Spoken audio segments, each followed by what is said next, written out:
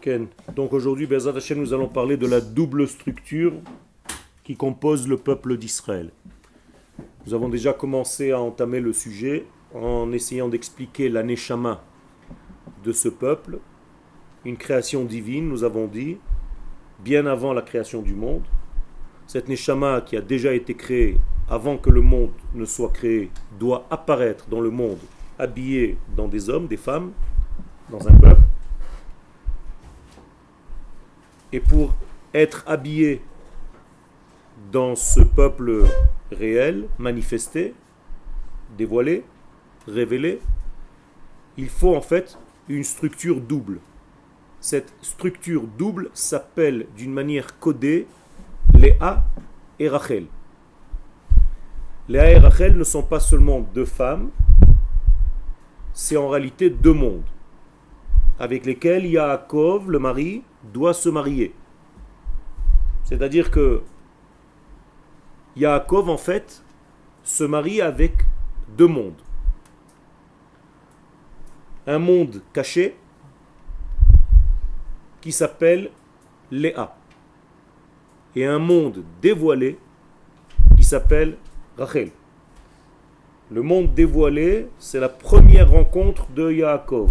Lorsque Yaakov voit Rachel, le texte nous dit qu'il l'a vue. Léa, il ne la voit pas. Il y a un autre verset qui dit Vayehi baboker vehinehi Léa. Ce fut le matin et d'un coup il a une surprise, il voit Léa. Il n'y a même pas marqué qu'il voit, c'est Léa. Ce que je veux essayer de vous faire passer ici comme message, c'est que le peuple d'Israël, donc Yaakov, et chacun de nous, nous sommes les fils d'Israël, Bnei Israël, nous devons, nous aussi, nous marier avec deux mondes. Même si on se marie avec une femme, il faut en réalité les deux structures soient à l'intérieur de notre vie. Et c'est ce qui est écrit dans votre Ketubah, Be'ezrat Hashem. Iten Hashem Elohecha et ha'isha hazot haba'a el beitra, que l'Éternel te donne cette femme qui va venir maintenant dans ta maison, ke Rachel ou ke Léa, comme Rachel et Léa, asher banu shtehem et bet Israël, qui ont les deux construit la maison d'Israël. Va'aseh chayil be'efrata. Ça veut dire que chacun de nous, on nous souhaite d'avoir une vie composée de ces deux degrés. L'un d'entre eux ne marche pas, ni l'un ni l'autre. C'est-à-dire épouser, entre guillemets, bien entendu vous comprenez que c'est un code, hein, le monde dévoilé, donc vivre dans un monde dévoilé seulement, matériel, vous allez rater votre vie. Épouser un monde seulement caché, spirituel, vous allez rater votre vie. Il faut que vous soyez un esprit dans un corps. Il faut qu'il y ait une force de l'esprit dans une force de la matière. Et les deux ensemble vont faire ce que vous allez devenir dans votre vie. C'est-à-dire quoi épouser un monde totalement spirituel? C'est-à-dire croire que la Torah c'est de l'esprit seulement, c'est de l'étude. Pas de mitzvot, c'est ça? Même sans parler de mitzvot, ne pas vivre bichlal dans ce monde, ne pas appliquer ce que tu as appris dans ta vie. Quand tu vas sortir de la yeshiva, que tu vas devoir nourrir ta femme, il va falloir que tu fasses en sorte que même le travail qui est complètement physique, peut-être, soit relié au monde de l'esprit dans lequel tu es aussi. Donc tu vas voyager sans cesse entre l'un et l'autre de ces deux mondes. Quelqu'un qui étudie toute la journée la Torah? Il y a un problème. C'est-à-dire que si son étude est déconnectée de la vie d'en bas, de ce monde, eh bien il va mourir. D'abord parce qu'il ne va pas manger. D'abord parce qu'il ne va pas se marier. D'abord parce qu'il n'aura pas d'enfant. Ça veut dire qu'il ne va pas en fait agir dans le monde de la matière. Il ne va pas traduire toutes les valeurs qu'il aura apprises au niveau de l'esprit dans une réalité concrète. Et ça c'est une maladie. Nachon, c'est pour ça que les Chachamim nous disent dans la Gemara, Harbe ratzu la'asot ke Rabbi Shimon velo alta beyadam. On ne peut pas. C'est une hanaga pour un homme sorti du lot spécial. Et encore, ce n'est pas ce qu'on comprend de Rabbi Shimon, parce que Rabbi Shimon lui-même était un guerrier.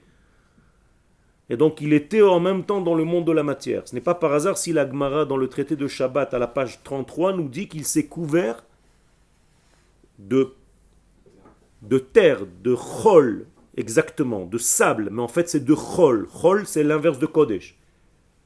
C'est-à-dire que toute la semaine il était en fait entouré de chol pour justement ne pas se perdre dans l'esprit. Ça a l'air ? Donc faites très attention avec ça. Et ça, c'est la structure normale, saine de notre peuple. Et la bracha que Yitzhak a donnée à celui qui était devant lui, sans savoir qui était, rappelez-vous, c'était une bracha qui était Hakol kol Yaakov vehayadaim yede Esav. Je veux quelqu'un, je ne sais pas qui c'est, j'en ai rien à faire.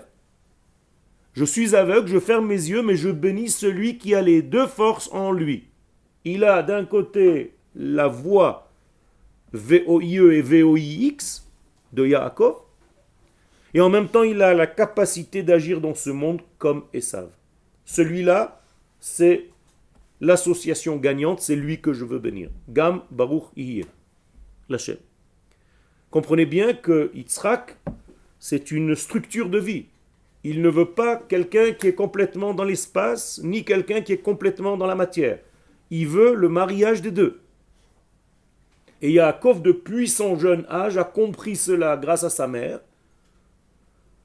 qu'il allait devoir aussi combiner avec les valeurs de ce monde et ne pas rester seulement dans le ciel de la Torah. Après, bien entendu, les choses se sont développées et à chaque fois, nous avons cette guerre, malheureusement, entre l'esprit et la matière quand les gens ne comprennent pas ce que représente une véritable structure du peuple d'Israël. Alors ceux-là sont dans l'esprit, les autres sont dans la matière et ils ne se rencontrent jamais. C'est une maladie. Dans la yeshiva dans laquelle vous étudiez, cette maladie, on essaye de la guérir. Pour que vous soyez et dans l'esprit et être capable en même temps de défendre votre pays. Et c'est ça la structure gagnante. C'est pour ça que c'est une idéologie de vie, cette Torah. C'est pas seulement étudier un texte. C'est traduire toutes les valeurs que nous sommes en train d'étudier ici par une simple référence. Jusqu'à maintenant, vous vous êtes dit, Yaakov il s'est marié avec Rachel et Léa. Bon, c'est deux noms de femmes. Non. Comprenez bien qu'il s'agit ici d'une structure qui va donner des fruits. Et quels sont les fruits que cette structure va donner ? Tous les sens de l'homme, les 5 sens, vont se développer. Et le reste en même temps de sa structure humaine. Il va pouvoir voir les choses d'une manière beaucoup plus vraie. Parce que la plupart d'entre nous ne savent pas voir.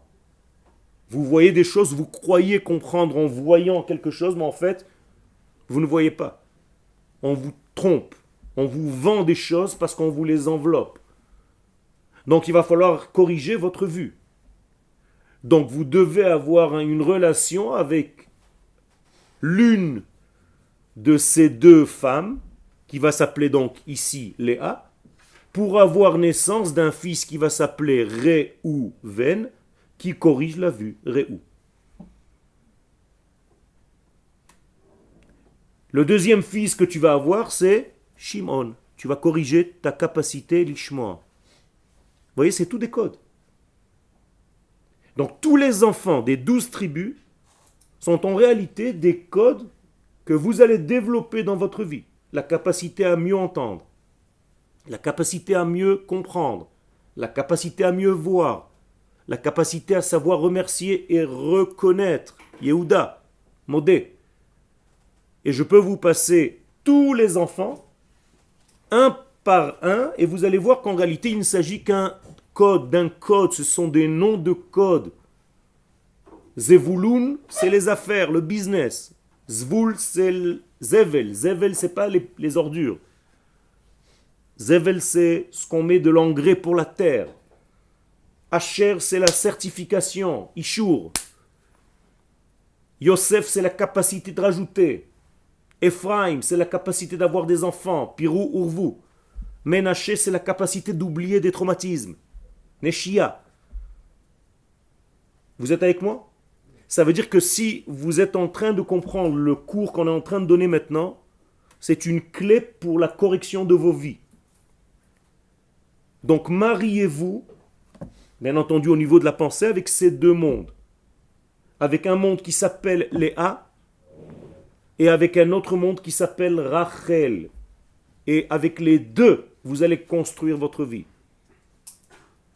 C'est clair? Alors maintenant, on va rentrer dans le texte et vous allez voir en fait, c'est un texte écrit par le Rav Tzvi Yehuda, le fils du Rav Kook Zatzal, qui va nous expliquer en fait qui sont cette Léa et qui est Rachel. Ken. Ken. Des personnes qui étudient le journée, mais donc, qui sont aussi mariées, et voilà, donc déjà ça suffit pour dire sur les deux dimensions alors. Il faut savoir comment tu gères ce monde-là. Alors, on va essayer de voir maintenant. Les Rachel Veléa, donc le Rav nous écrit ici, Rachel Veléa, Ara'iyut Vekviut. Déjà, il nous donne un titre. Rachel et Léa, provisoire et fixe, éternel, permanent. Ça veut dire quoi? Rachel, c'est le monde provisoire et Léa, c'est le monde permanent. Est-ce que je peux me passer de Rachel? Non. Il faut tout simplement que je prenne le monde provisoire pour me préparer à mon monde permanent. Ça se voit par rapport à leur mort déjà. Par rapport alors? À leur mort, à Rachel et Léa. Léa, elle a été enterrée avec Jacob donc pour l'éternité et Rachel, elle était enterrée en chemin. Nachon. Ça veut dire que Rachel est un chemin vers. Donc les enfants qui vont sortir de Rachel vont être eux aussi des chemins vers. En l'occurrence, Yosef. Yosef va donner naissance à Mashiach ben Yosef, qui en fait n'est pas la structure de la royauté d'Israël fixe, elle est la structure provisoire, mais nécessaire. Vous comprenez, c'est tout ficelé. Si vous comprenez ce chiour, c'est un cadeau du ciel. Je vous le dis, c'est un des shiurim les plus importants de la Torah. Et c'est un chiour qu'il faut étudier la veille de son mariage. C'est-à-dire que vous devez en fait vous marier avec ces deux mondes. Comment dans la femme on essaie de trouver les deux mondes? Slicha, la même femme. La même femme, ça veut dire qu'elle a un côté esprit et elle a un côté corps. Le côté esprit, c'est le côté que tu vas devoir travailler avec elle, par exemple étudier avec ta femme. En chavruta, c'est très important d'étudier avec sa femme. Et l'esprit corps, c'est celui qui va permettre de transformer votre amour en avenir. C'est le couple qui est dans les deux mondes. Exactement, exactement. C'est la même chose, c'est le couple. Mais c'est toi par rapport à ces deux structures féminines. Attention, il s'agit de deux structures féminines. Pourquoi un homme ne se marie pas avec un homme? Pourquoi il faut que ce soit Rachel et Léa, deux femmes? Parce qu'avec un homme, il n'y a pas d'avenir. Donc s'il n'y a pas d'avenir, en fait, ce mariage n'est que pour le présent et pour le plaisir personnel, chas v'shalom. C'est ce qu'on appelle la structure de Sodome. Sodome et Gomorre. Donc c'est l'antithèse même de la Torah. Mechila, il a levé la main avant. Pourtant, il y en a qui réfutent ça en disant que pour ce qui est des enfants, on peut les faire autrement. Nachon. Mais là, la Torah, elle te donne en fait la vraie structure du monde, comment il doit être. Par rapport au fait de donner aussi la vie. C'est quelque chose de spécial. Tant que tu n'as pas donné la vie, tu ne peux pas savoir en fait ce que c'est que donner. Tu n'es que dans la réception encore. Et quand est-ce que tu apprends à donner? Seulement quand tu as des enfants. C'est-à-dire le jour où vous aurez des enfants, votre vie sera transformée. Même le mariage, ne croyez pas que c'est le plus grand jour de votre vie. C'est une étape. C'est-à-dire, faire très attention. Les gens qui disent c'est le jour le plus grand de ma vie, ça veut dire que le lendemain c'est déjà naze. Faire très attention. Quel? Ça veut dire que ce serait interdit de donner avec une femme infertile par exemple? C'est pas interdit, mais il y a une halakha qui effectivement après quelques années d'infertilité, la mitzvah te dit de divorcer de cette femme. Mais c'est pas obligatoire. Otpam, il faut comprendre ce que ça veut dire. Ça veut dire que le but c'est de peupler le monde. Pérou, Urvu, Umil, ou et Haaretz. Dans ce cas, ça devrait être obligatoire. Nachon, Nachon. Alors, Alors il y a plein de cas, il faut rentrer dans chacun des cas pour voir. Jacob, il avait vu ces deux mondes. Quel? Et alors pourquoi il aimait plus Rachel que Léa? Il a fait. Ça veut dire quoi? Ça veut dire que il y a pas marqué qu'il aimait plus Rachel que Léa. Vayehav Yaakov et Rachel mi Léa. Je te propose une nouvelle traduction que tu ne verras pas dans les livres en français. Il a aimé Rachel mi Léa, à partir de Léa. C'est-à-dire, plus tu aimes Léa dans son monde caché, plus après tu peux aimer cette femme dévoilée. Ah, c'est pas par rapport à Léa qu'il avait Rachel, genre. Ça veut dire qu'en réalité, de l'intériorité de Rachel, c'est Léa. Donc il aimait en fait la neshama de Rachel, qui s'appelle Léa, et le corps de Rachel, qui s'appelle Rachel. C'est ça qu'elles sont sœurs. Et c'est pour ça qu'elles sont sœurs, et d'après certains textes, elles sont jumelles. C'est-à-dire, le chashouv. Ça veut dire qu'elles sont tellement pareilles qu'il a pu même se tromper. Léa, c'est le matériel de Rachel. L'inverse. Léa, c'est la spiritualité, et Rachel, c'est la matérialité. Ça veut dire que Rachel, c'est la neshama de. Non, j'ai dit que dans Rachel, il y a Léa, c'est sa neshama. N'essaye pas de m'embrouiller, je sais ce que je dis. Il y a fait. Alors en réalité, c'est une, mais la Torah, elle veut te donner la structure intérieure de cette unité. Et c'est pour ça qu'aujourd'hui, toi, tu dois te marier avec une. Et trouver les deux. D'accord? Deux en un. Slicha. Alors, Zilpa et Bilha, en réalité, ce sont les expressions un peu plus dévoilées de chacun de ces mondes. Ça veut dire que dans le monde caché qui s'appelle Léa, tu as l'intériorité et l'extériorité de l'intériorité. Et de le monde qui s'appelle Rachel, tu as l'extériorité et encore plus l'extériorité de l'extériorité. Vous avez compris? Ça veut dire que c'est deux qui font quatre. Et en fait, ça se subdivise. À chaque fois que tu trouveras l'intériorité et l'extériorité d'un degré. Par exemple, un élève, je ne sais pas moi, de Kita Chet, va avoir l'intériorité et l'extériorité de Chet. Mais quand il va passer à Kita Tet, tout sera à un étage plus élevé. Le plafond qui est au-dessus de nous, c'est le parterre de l'étage d'au-dessus. Vous êtes d'accord? Et pourtant, pour vous, c'est le plafond. Ça veut dire qu'il n'y a pas plus. Mais c'est toujours comme ça. Donc, je vais dire dans une autre forme d'expression, le plafond de Rachel, c'est Léa. Quand Rachel se termine, Léa commence. C'est comme si vous aviez deux femmes une sur l'autre. Les pieds de Léa se posent sur la tête de Rachel. Et là, je suis en train de vous donner en fait des expressions qui sont liées à la Kabbalah. Mais toujours est-il que vous devez comprendre la chose la plus simple et la plus saine, c'est qu'il faut, en tant qu'homme d'Israël, vous relier tout le temps à ces deux degrés. Ces deux degrés, Yaakov les a déjà rêvés. C'est la fameuse échelle, dont les pieds sont sur terre et la tête vers le ciel. Donc il s'est déjà dans le rêve marié avec Rachel et Léa. Et je vous rappelle donc le verset dans Ruth 4, verset 11. Rachel ou Léa, asher banu shtehen et bet Israël. Les deux ensemble forment la maison d'Israël. Ni l'une, ni l'autre séparément. Et tout ce qui va sortir d'elle, de ces deux, en réalité va apparaître sous la forme de deux personnages principaux. Yosef, fils de Rachel, et Yehuda, fils de Léa. Voilà, c'est tout. Et maintenant, nous sommes face à quoi? À ces deux personnages qui sont en réalité les deux fruits de ces deux mondes. Si tu comprends le secret de Yosef, tu vas comprendre le secret de ce monde matériel. Si tu comprends le secret de Yehuda, tu vas comprendre tout le secret du monde de l'esprit. Mais attention, il faut les marier. Donc la paracha de Vaïgash, qu'est-ce qu'elle fait? Elle les fait reconnaître et retrouver. Tant qu'ils étaient séparés, c'était la destruction totale, la mort. Il n'y a même plus de Ruach HaKodesh, il n'y a même plus d'esprit. Yaakov qui est un saint. Quand Yosef n'est pas là, qui est le côté matériel, on vient de le dire, eh bien il n'a plus de Ruach HaKodesh. Ça veut dire qu'en réalité, Yaakov sans Yosef, sans son monde d'en bas, ne peut même pas recevoir de la Torah. Vous comprenez ce que ça veut dire?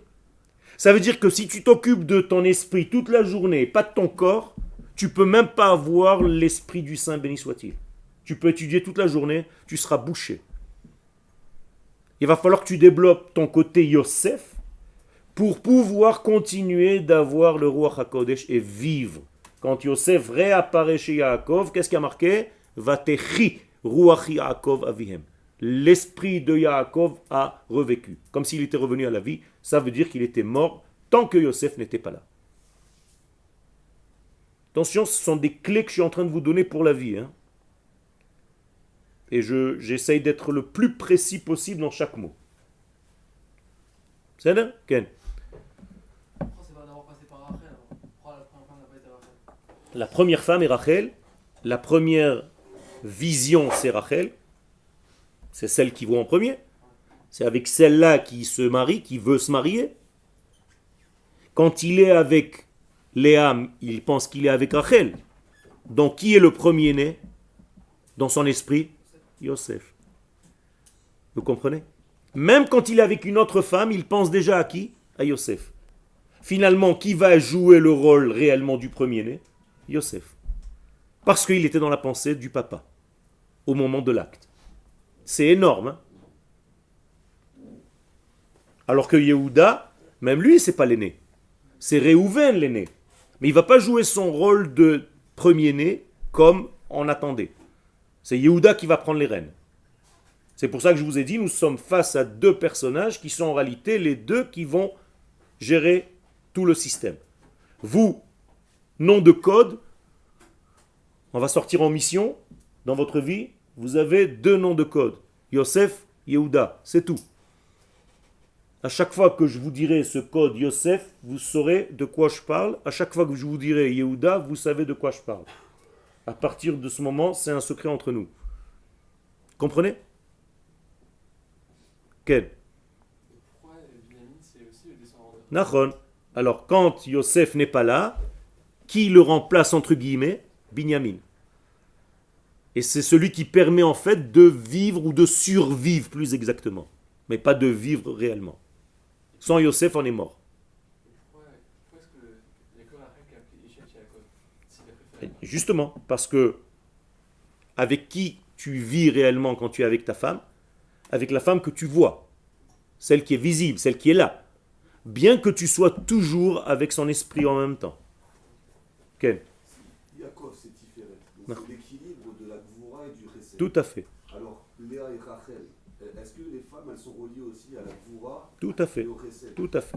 Je vais t'aider un petit peu plus, puisque tu as déjà utilisé des termes de Kabbalah. Si Yaakov, c'est la Tiferet, Léa, c'est la Bina, et Rachel, c'est la Malchut. D'accord? Je joue avec ça. Ken? J'arrive pas à comprendre pourquoi c'est Yosef, donc le fils de la matérialité, qui va recevoir cette force de. Enfin, c'est celui qui peut le mieux se contrôler. Bien fait. Il peut se contrôler dans ce Mais monde qui est tout pas- simplement, quand ce monde est tellement difficile en fait, parce que il est rempli d'attirance et de dévoiement, chas v'shalom, de déviation. Où est-ce que tu dois mettre le paquet dans ton travail? sur la matérialité. Sur la matérialité. Et quelle partie en fait de toi est la plus sensible? Le yesod, la brit mila. Donc la plupart des hommes tombent À cause de- à cause de ça. Mais c'est grâce à la spiritualité. Il a fait. Ça veut dire que Yosef va être le représentant de quoi? De la brit mila. Quand je vais vous dire maintenant, attention, comportez-vous en tant que Yosef, ça veut dire gardez votre brit et ne faites pas n'importe quoi avec. C'est vrai? Et surtout que Yosef se trouve où? En Égypte. Et comment s'appelle l'Égypte? Ervat haaretz, la nudité de la terre. Ça veut dire qu'il n'y a pas un pays plus pervers que l'Égypte à cette époque. Donc Yosef est dans le bas-fond, dans les bas-fonds de ce monde, dans la perversion, dans la perversité totale. Et même en Égypte, là-bas, il est dans les... Dans quoi? Dans le cachot, dans le donjon. dans le plus profond du plus profond. On peut plus loin. Mais il n'a pas été vendu comme esclave, c'est ça, justement. Ça veut dire quoi? On l'a vendu pour 20 sous, c'est marqué. Pour le prix de 2 chaussures. Comme ça, c'est marqué. On l'a vendu pour le prix de 2 chaussures, d'une paire de chaussures. Ba'avour na'alain. On l'a lu dans la Haftara de la Shabbat, qui vient de passer. Qu'est-ce que ça veut dire? Ça veut dire qu'en réalité, on n'a pas compris le sens de Yosef dans notre vie. Et si vous le perdez, ce Yosef, pire encore, si vous le jetez dans un trou, regardez combien de choses vous pouvez comprendre là-dedans. Je suis en train de vous parler en code. Eh bien, chas v'shalom, dans ce trou, vous risquez de trouver des scorpions et des serpents. Faites très attention. Et donc, il faut vite le sortir de ce trou, parce que de toute façon, il va devenir roi un jour. Et effectivement, il va devenir le roi de l'Égypte, c'est-à-dire le roi de la pourriture. Même dans la pourriture, il est roi. Il va tout dominer. Il contrôle tout. C'est ça que j'ai compris. Parce que si vous avez dit si Rachel c'est Malchut, Nachon. pourquoi David, qui est le meilleur par excellence, Vient de Léa. Il a fait. C'est exactement, ça veut dire qu'en réalité, les deux s'appellent rois. D'ailleurs, le Zohar va ouvrir ce Shabbat en parlant c'est-à-dire, il y a 2 rois qui sont un en face de l'autre. Donc, Yosef est un roi, Yehuda est un roi. La différence entre ces 2 royaumes, c'est quoi? L'un, Yosef, est provisoire, l'autre, Yehuda, est définitif. Donc, il y a quand même une phase Yosef obligatoire pour arriver à la phase Yehuda. Mashiach ben Yosef avant Mashiach ben David. Quel? Vous m'arrêtez si je me trompe dans ce que je dis. Mais d'ailleurs, vous avez dit que Léa, quand elle se finit, après qui commence. Quel? Elle n'est pas censée vivre avec les deux en même temps. Les deux. Nachon. Mais c'était juste pour te faire un dessin. Comment elles sont placées en fait face à Yaakov.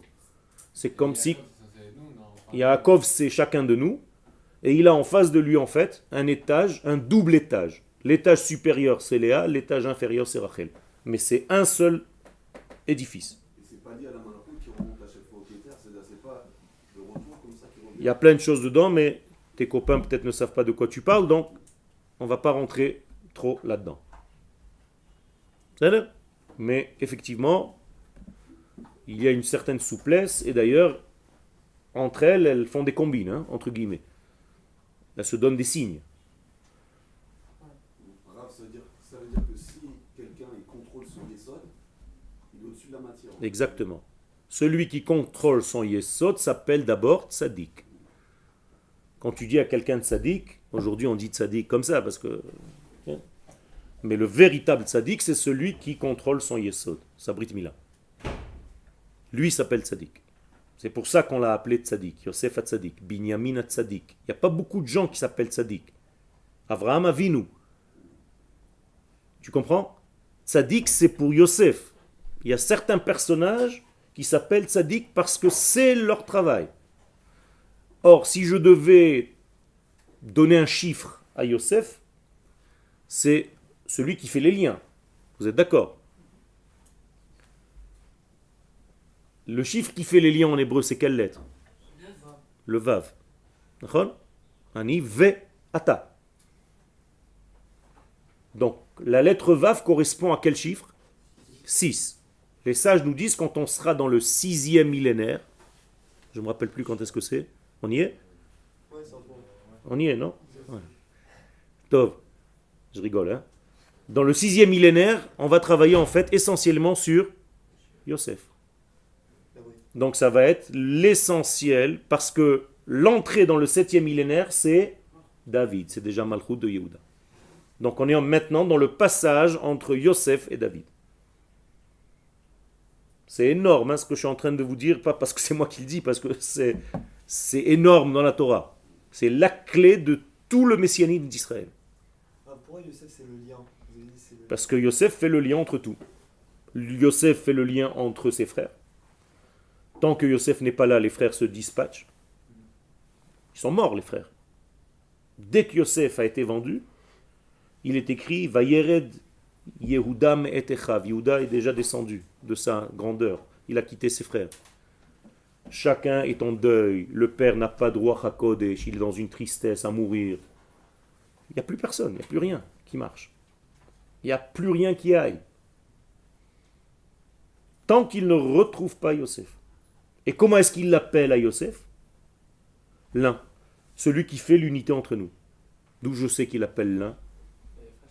Il a fait merde. C'est bien que tu connaisses les versets par cœur. Ha-echad einenu. Le un n'est pas avec nous. Ça veut dire ils ont appelé Yosef le un. On a perdu le un. On a perdu l'unité. On a perdu la colle qui nous faisait unir. Notre dénominateur commun n'est plus là. Alors, je sais que la question elle est explosive, mais comment ça se fait qu'il y a autant de similitudes entre l'histoire chrétienne, avec les 12 apôtres, tout ça, et l'histoire de Yosef? Tu as la réponse, non, dans ta question? Qu'est-ce que c'est qu'en réalité, Esav? C'est une imitation de tout ce qu'il y a dans le peuple d'Israël pour voler une identité, c'est tout. C'est-à-dire que Esav, il veut Rachel? Bevadaï. Il Il voulait Léa. Ouais, c'est pour ça que je comprends. Il voulait Léa, mais en réalité, Léa et Rachel, n'oublie pas, c'est une seule. Et donc, en réalité, tout ce qui se passe autour de nous, ce sont des imitateurs de l'original. C'est tout. Akadosh Baruch Hu a choisi une nation pour faire son travail. C'est pas on est meilleur que les autres. C'est un choix divin. Je n'y peux rien. Tout le reste n'est que imitation. Quoi? Qu'est-ce qu'elles doivent faire les nations du monde? Tout simplement accepter ce choix divin de passer par Israël pour se dévoiler au monde. C'est tout. Mais eux, ils nous demandent entre guillemets, De jouer notre rôle. comme ils ont copié l'histoire de Yosef, ils nous demandent de reconnaître leur Yosef. Il a fait. C'est ça en fait. Il a fait. Difficile. Exactement. Et il faut que tu saches où tu es. C'est-à-dire que toi, tu es l'original. Et imagine-toi quand tu as cloné, tu sauras toujours que tu es l'original. D'accord?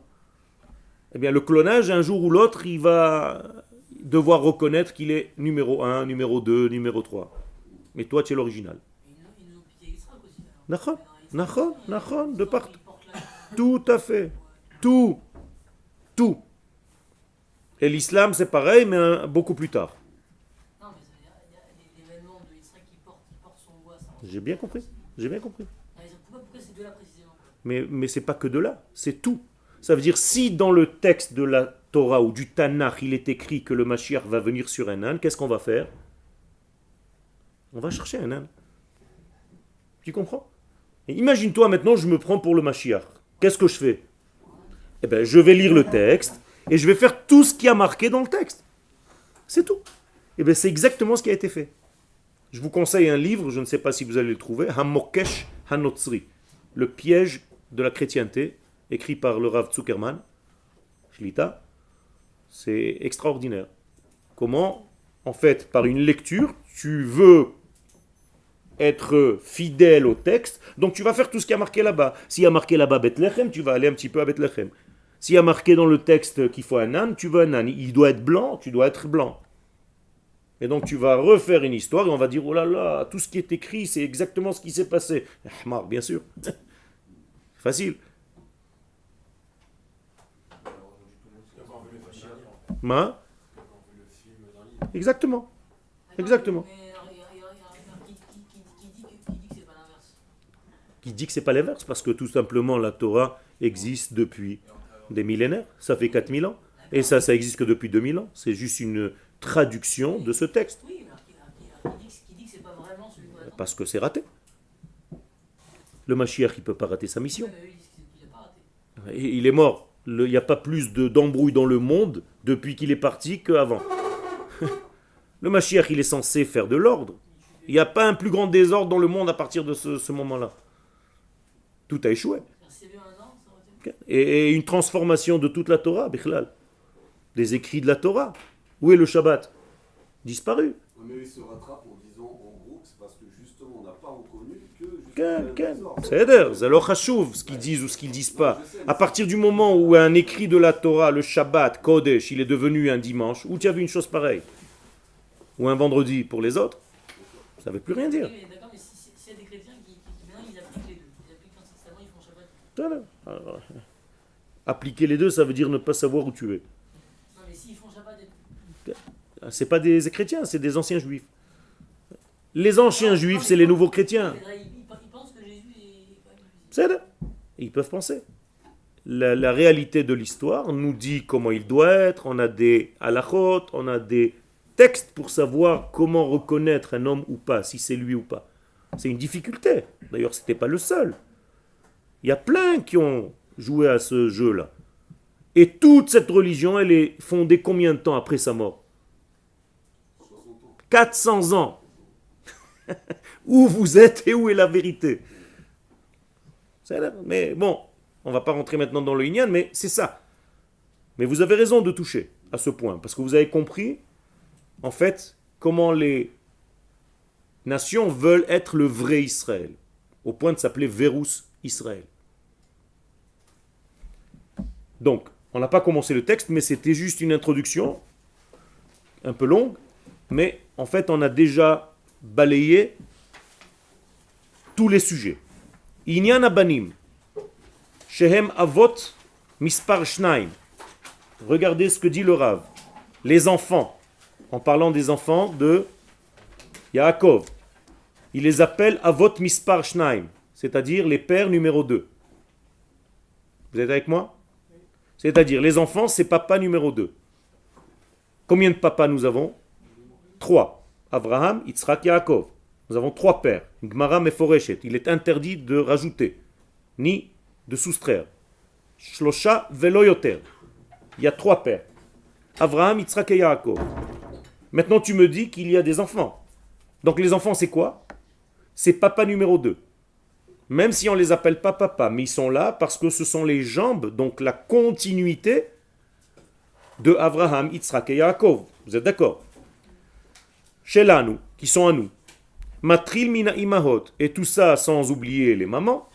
Ça commence, tout le dévoilement commence par elles, donc il faut un côté féminin. Parce que ima, c'est le aleph qui se dévoile dans le quoi? Ma. Et combien de mères nous avons? 4. Sarah, Rivka, Rachel, Léa. Et en plus de ça, nous avons encore 2 servantes. Mais on compte 4. Donc c'est une famille compliquée. 3 pères, 4 mères. Tu as un problème d'identité? Quel est le nom de ton père? J'en ai 3. Bon, alors ta mère, j'en ai 4. Vous comprenez comment on est né en tant que nation d'une complexité absolue. C'est difficile de ne pas tomber dans une folie, une schizophrénie. Parce que si jamais les deux sont les mêmes, ça fait plus que 3 et 3. Mais ce n'est pas les mêmes. C'est en réalité 2 étages d'un édifice. Et en fait, je pourrais te dire qu'en réalité, il s'agit de 4 étages d'un édifice. Quel? On entend si peu parler des femmes des 12 tribus. Des femmes des 12 tribus. Quand tu seras marié, c'est la loi de ce monde. C'est une bonne question, mais dans ce monde, quand je reçois une lettre à la maison, il y a marqué Monsieur et Madame Yoël. Bizarre. Ma femme ne s'appelle pas Yoël. Et... Avant, pourtant, encore de l'importance. Non, ça veut dire que normalement, on devrait savoir que derrière un homme se cache une femme, et c'est elle qui est la révélatrice. Mais, étant donné que c'est toi l'homme qui donne la semence en fait, donc la racine se trouve en toi, elle va la développer tout simplement. Donc en fait, on adresse les choses à toi, comme si tu étais là. Mais en fait, c'est sûr, tu as raison, il faut savoir aussi le nom des femmes. Et donc dans ce partage fondamental entre les enfants de Rachel et de Léa, la maison d'Israël doit se révéler par ces 2 côtés. Gam yachad, ensemble, attention, ni l'un seul ni l'autre seul, les 2 ensemble. Ke Rachel ou ke Léa, voilà le verset cité, donc dans Ruth. Comme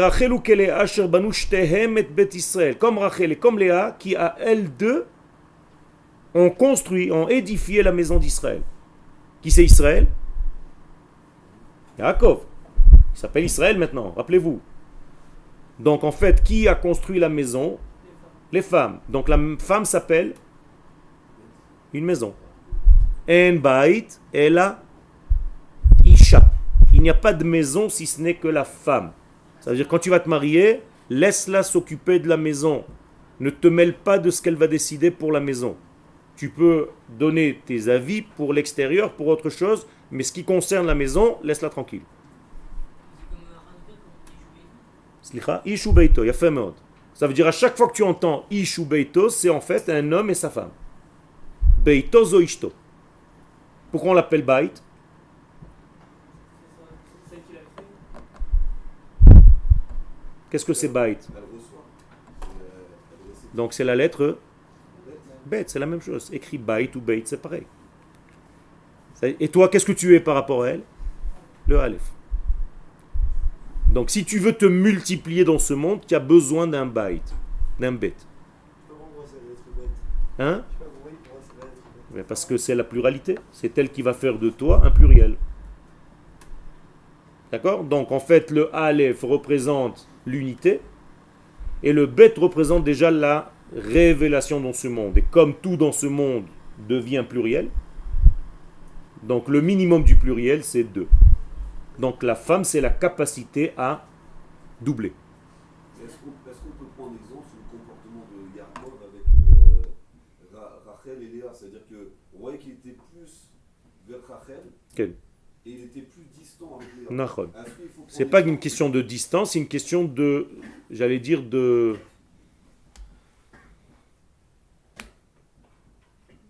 pudeur et de secret. C'est-à-dire, Léa, c'est la pudeur et les secrets. Rachel, c'est l'expression. Donc, en réalité, de facto, on voit tes gestes. Là, par exemple, vous ne savez même pas à quoi je pense. Vous voyez mon comportement, vous voyez ma kippa, vous voyez ma chemise, vous voyez mon stylo. Si je ne révèle pas ce que je pense, vous ne pouvez pas le savoir. C'est-à-dire, à qui tu fais face dans ta vie généralement? À Rachel. Tout le temps. La première fois que tu as vu ta future femme, qui tu as vu? Il a fait. Même si elle s'appelle Rivka. T'as compris? Quand tu vas commencer à la connaître, tu vas découvrir quoi? La Léa de Rivka. Tu comprends? Est-ce que je dois me comporter comme un Yaakov? C'est-à-dire, est-ce que... Non, comme un Israël. Donc Israël, quand même, quand on voit qu'il a, il a vaincu l'ange, il a mis quand même Léa devant Rachel. C'est-à-dire pour rencontrer Esav, il a quand même toujours protégé l'extérieur. Ça veut dire quoi? Ça veut dire que finalement, pourquoi Dieu a créé le monde? Pour l'intérieur ou pour l'extérieur? Pour l'intérieur. Non. Ah non, pour l'extérieur. Il a fait. Pour la révélation. À l'intérieur, protéger. Sinon, Akadosh Baruch Hu, il serait resté dans son monde à lui. Il n'a pas besoin de ce monde. Donc le but, c'est ce monde. Exactement. C'est ça que ça veut dire. Le but, c'est de révéler l'intériorité dans l'extériorité. Donc, il faut protéger l'extériorité. Donc, faites attention à vos corps. C'est le but de ce monde. Exactement. C'est-à-dire, si vous ne soignez pas vos corps, vous êtes fauteur. Premier chapitre de la tchouva du Rav Kook, c'est quoi? Tchouva de quoi? Du corps. Maintenant, vous comprenez pourquoi. Après, on va commencer à discuter. Demande à un religieux, entre guillemets, quel est le premier degré de la tchouva. Je te dis, Rav Kook, tu n'as rien compris. Si tu n'es pas sain dans ton corps, tu ne peux rien faire. Tu es déjà allongé dans ton lit, le chiour, il est annulé. Donc, il faut faire du sport. Et si vous ne faites pas du sport, vous développez un monde négatif que vous allez payer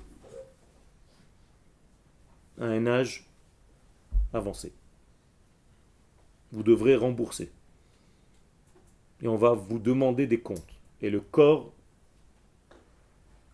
la souffrance qu'on a de reprendre un entraînement, après un certain âge où on s'est arrêté, c'est une tannée. C'est une tannée. Parce que tu n'as pas respecté ton corps pendant des années. Donc faites attention, vous êtes encore jeune, à respecter, encore une fois maintenant je vais parler en code, votre Rachel, votre Yosef. Mais la dette, on la paye vite, Rachel. Ma La dette, on la paye vite. Nachon. Au bout de 2 semaines, Nachon. l'organisme, il commence déjà à être en à oublier. Exactement. Exactement. C'est pour ça que... Ma C'est-à-dire? Donc, Tzad Apgisha Arishona im Rachel, le premier rendez-vous avec Rachel, Vetzad Apnimi chez Léa, et le monde intérieur de Léa. Amalchut Akvua, qui Léa est la royauté fixe, définitive. Akayemet Shayechet le Yehuda, qui appartient à Yehuda, pas à Yosef. Mais avant d'arriver à Yehuda, tu es obligé de passer par Yosef, par la reconnaissance de Yosef, par l'importance de Yosef. Qui va reconnaître qui pendant la paracha de Vaïgash qu'on va lire Shabbat? Non, c'est l'inverse. Yehuda qui va reconnaître Yosef. Pourquoi? Tout simplement parce que Yosef a toujours connu Yehuda. Vayaker Yosef et Echav vehema lo hikiruhu. Yosef a toujours reconnu ses frères. C'est eux qui ne l'ont pas reconnu. Ça veut dire que le corps reconnaît l'âme. Mais c'est l'âme qui a un problème avec le corps. Les Mashiach ben David. Et donc Yehuda, c'est Mashiach ben David. Mais sans Mashiach ben Yosef, il y a un hic. Ça ne marche pas. Ve'imze, et malgré cela, yesh makom le malchut haraït. Il y a place à une royauté provisoire. Mishevet Binyamin, qui va venir donc de Binyamin. Binyamin, c'est Rachel. Oh, Yosef, c'est la même chose. Qu'est-ce que tu disais? On voit que Yehuda, il a empêché Yosef de se marier au final. Il devait se marier jeune, non, Yosef, à 17 ans. L'âge où il a été envoyé, c'est à ce moment-là qu'il devait se marier. Donc il a reculé le mariage. Exactement. De Yosef. Ça veut dire la Géoula. Yehuda, il a reculé la Okay. Géoula. Okay. Il ne pensait pas l'accélérer en religion. Mais justement, il pensait qu'il y avait encore un Esav. Dans chaque famille, il y a un Esav. On est d'accord? Depuis la création du monde, dans chaque famille, il faut éliminer un. Vous vous rappelez? C'est le jeu. C'est le sport national. Il y a toujours un à jeter. Donc en fait, à chaque fois, il fallait éjecter un. Quand c'est arrivé au 12, ils se sont dit qui il faut éjecter? Yosef. C'est-à-dire que Yosef représentait en fait le Esav de tous les autres. Donc en fait, ils n'ont rien compris. Ils ont pensé que le tri n'était pas encore terminé. Et c'est ça toute la tchouva qu'il doit faire. Comment va appeler Yosef les frères? Il va les traiter de quelque chose, d'un nom. Il a fait Meraglim Atem. Pourquoi il les traite d'espions de Meraglim? Ça vous rappelle quoi les Meraglim? Les explorateurs, qu'est-ce qu'ils n'ont pas voulu les explorateurs? Aller sur la terre, sur la matière. Donc ils ont voulu rester dans le ciel. Ils avaient le mont Sinaï, la Torah, une bonne yeshiva, Moshe Rabbeinu comme Rav Arashi. Qu'est-ce que j'ai besoin de rentrer sur la terre d'Israël? Je vais à Paris, j'étudie tous les jours tranquillement. Magmara, j'ai une chavruta. Tu comprends pourquoi Yosef leur dit Meraglim Atem? C'est énorme, c'est énorme. Je vous dis, si vous savez décoder tout ce que je suis en train de vous dire maintenant et réécouter ce cours, même après sur internet, vous allez gagner. C'est énorme. Énorme. C'est la base de toute la structure du peuple d'Israël. Gagnez-le. Bémet, je vous le demande, mamash, pour vous, pour le peuple d'Israël. Assimilez ce cours. C'est la base de tout. Et vous allez trouver des réponses dans votre vie à toutes les questions dans ce petit cours de 1 heure dans lequel on a essayé de toucher plein de degrés. Je sais qu'il y a certaines choses qui vous ont peut-être passé à côté, mais en réécoutant, vous allez assimiler des choses. C'est très important. C'est vrai? Le Beth-Amikdash, donc du coup, c'est l'union de Yosef. Il a fait. C'est pour ça qu'il est dans la partie de qui? De Binyamin. Et la royauté sera de Yehuda. Il y a un tour Yehuda aussi. Ma, nachon. Ça veut dire il y a les deux. Il a fait. Et c'est pour ça qu'Yerushalayim est au pluriel. Eh oui. Parce qu'il y en a 2. C'est ça le Inyan. Et non pas seulement dans ce monde, mais même dans les 2 mondes. On appelle à Jérusalem d'en haut, Yerushalayim Shel Ma'ala, Donc qui c'est maintenant dans votre tête? Léa, Yehuda. Et Yerushalayim shel Mata, Rachel. Ah, il y en a 4 en fait. Nachon. Je vous ai toujours dit que c'est 2 qui deviennent 4. Comme Yetziot HaShabbat, 2 shem arba bifnim, ve 2 shem arba bachutz. Bien, je vous ai dit, c'est une clé de tout. Vous allez décoder toute la Torah avec ça. C'est un cadeau. C'est-à-dire, Shne banea shel Rachel. Donc, ça va être Binyamin et Yosef en attendant les 2 fils de Rachel. O hamalchut azmanit shel hachashmonaim shehayu kohanim. Par exemple, les Hashmonaïm, qui n'étaient pas de Yehuda, et donc c'était une royauté provisoire. Mais si cette royauté provisoire devient une royauté définitive, il y a un problème. Comme il s'est passé avec les Hashmonaïm à la fin.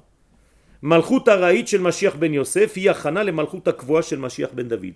Donc la royauté provisoire de Mashiach ben Yosef et la royauté fixe, définitive de Mashiach ben David. Chazal omrim sheyesh ba'atchalat parashanu ken pgisha ben shnei amlachim. Et donc les sages nous disent, regardez en bas 22, c'est pas dans vos références que je vous ai copié, mais c'est le Zohar qui dit qu'il y a une pgisha, qu'il y a une rencontre entre 2 rois. Kol echad im erko ameyuchad, chacun avec sa spécificité. Donc je vous ai déjà dit qu'il s'agissait de Yosef et de Yehuda, ce sont 2 rois, et avec ces 2 rois, en fait, on va combiner tout l'avenir du peuple d'Israël et du monde entier. Et il va falloir faire un pont, une préparation avec Yosef, car Yosef c'est le pont entre nous et les nations, c'est pour ça que Yosef il est capable d'aller en Égypte, pour après redevenir Yehuda sur notre terre et fonder le royaume définitif avec le Beth Amikdash. Yaakov, il ne voulait pas épouser Léa. C'est comme si on l'a forcé un peu. Nachon. Ça veut dire qu'il il a vu en fait le monde réel et on lui a dit, et qui c'est qui lui dit? Ça se passe pas comme ça ici. Lavan. Qui c'est Lavan? Non, ça c'est dans le texte, mais dans un code. Qui c'est Lavan? C'est la blancheur supérieure, c'est-à-dire Akadosh Baruch Hu lui-même. Aloven ha'elion, on l'appelle, le blanc supérieur. Donc même si dans l'extériorité c'est un méchant, comme vous l'appelez, dans le Zohar, on considère Lavan comme celui qui va en fait dire à Yaakov, ça se passe pas comme ça. Si tu touches pas à Léa, tu pourras jamais avoir Rachel. C'est-à-dire que extérieurement, il paraît creux. Nachon. Nachon. Mais en fait, il faut lire toujours, même ta Torah, et là encore, je vous ouvre une 2e clé, ou une 5e.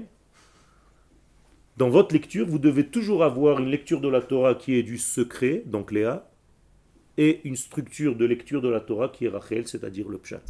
Et si vous ne savez pas naviguer entre les deux, vous allez être coincé dans un texte bouché.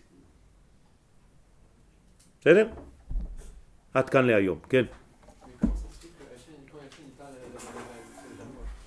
Ça, c'est tout un secret, il faut développer tout ça. Léat, léat.